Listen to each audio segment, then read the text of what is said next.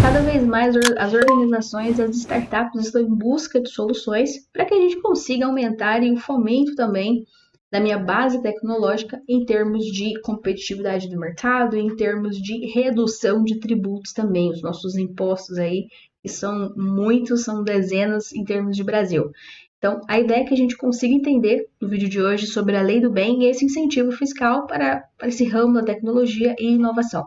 É um prazer estar com todos vocês, sou Natália Lisboa, advogada tributarista, e estamos aqui mais um dia para falarmos sobre o que nós temos de novo, certo? O que nós temos de oportunidade para esses negócios, aqui juntamente com o Portal Contábeis. Então, pessoal, a ideia é de uma lei ainda dos anos 2005, que a lei 11.196, que a gente consiga entender quais são esses benefícios, o que eu tenho de acordo com essa legislação e que fomentam, né? Cada vez mais é um instrumento ali responsável sobre as atividades de PDI, que é essa atividade exatamente de produção, de pesquisa, atividade de pesquisa, desenvolvimento e inovação. Então, quando a gente pensa cada vez mais nesse instituto, é justamente para que a gente entenda o quanto ele é benéfico no que se diz ainda sobre o objetivo do marco legal, que é justamente sobre que a gente consiga fomentar cada vez mais esse desenvolvimento e aprimoramento dos meus produtos, dos meus serviços, dos meus processos internos. Então, a ideia, por ser por meio ali de uma renúncia fiscal, que agora eu vou trabalhar dois grandes tributos federais, imposto de renda da pessoa jurídica e a contribuição social sobre o lucro líquido, é muito comum que o IRPJ e o CSLL, que a gente entenda que esse setor privado, em termos de pesquisa, dos meus pesquisadores, da universidade de pesquisa, ele consiga potencializar o que eu tenho de P&D, né, da minha pesquisa e desenvolvimento, para que eu consiga utilizar exatamente essa legislação com benefício próprio. Então, aqui a gente consegue entender quais são esses benefícios. Não são benefícios comuns, são benefícios que a gente consiga X% de desconto, X% de benefício em contratação de pesquisadores, só que para isso eu preciso cumprir um passo a passo. Então a ideia é que a gente entenda, dentro dessa perspectiva da empresa, do negócio, que eu estruture esse projeto para entregar de fato o que a legislação solicita do outro lado. Então não é só, eu tenho aqui o benefício da lei do bem, vamos enquadrar a empresa para que a gente consiga ter essa receita de volta, né, essa isenção, esse incentivo fiscal. Porque eu consigo ter a possibilidade, por exemplo, é muito comum que a empresa ela entenda o que eu posso classificar dentro da empresa, ora ali como uma pesquisa básica, que vai ser dirigida, ora como uma pesquisa que vai ser aplicada, ora como um desenvolvimento experimental no negócio. Então, realmente, essa lei do bem, na sua conceituação de inovação e tecnologia, por exemplo, é uma referência sobre ainda do manual de Oslo. Gente, é até engraçado falar sobre isso. Mas eu tenho esses conceitos mais abrangentes da inovação.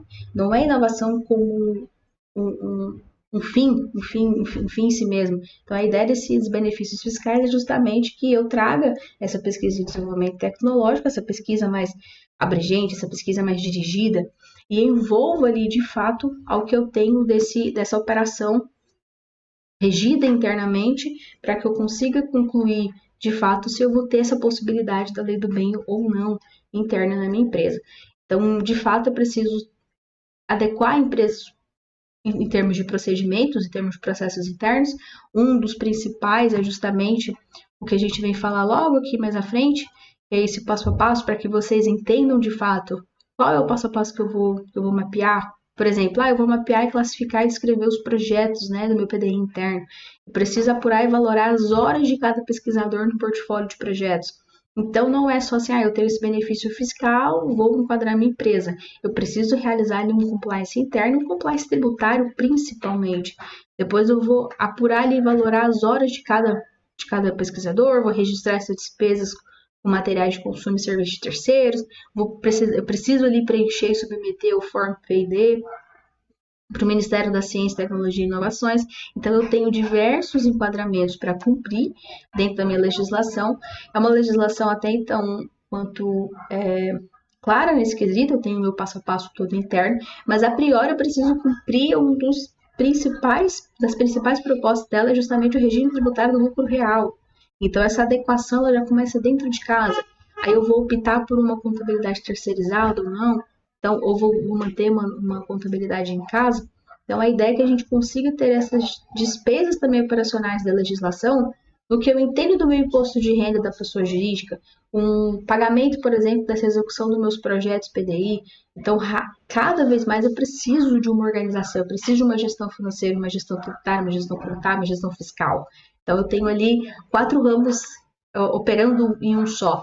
Então, só que cada vez mais eu consigo ter essa operação interna e um benefício muito, muito amplo em termos de Brasil. Não é, por exemplo, como outros incentivos fiscais que eles são mais regionalizados.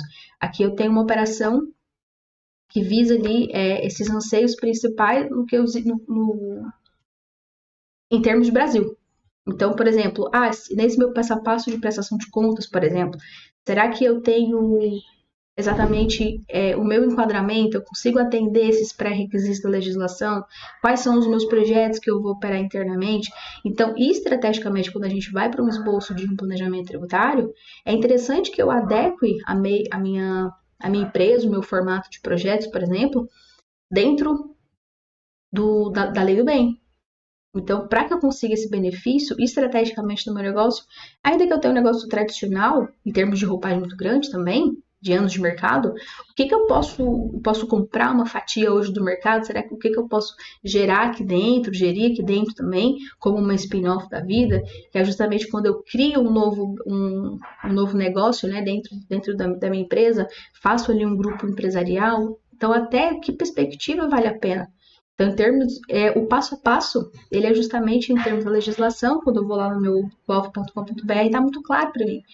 Só que, será que hoje vale a pena, não vale a pena? Então, vai sim um estudo de planejamento tributário, vai sim um estudo nessa roupagem mais empresarial, mais no sentido da tecnologia mesmo. Então, se valendo a pena, o que eu preciso cumprir hoje em dia? Quais são os meus hábitos?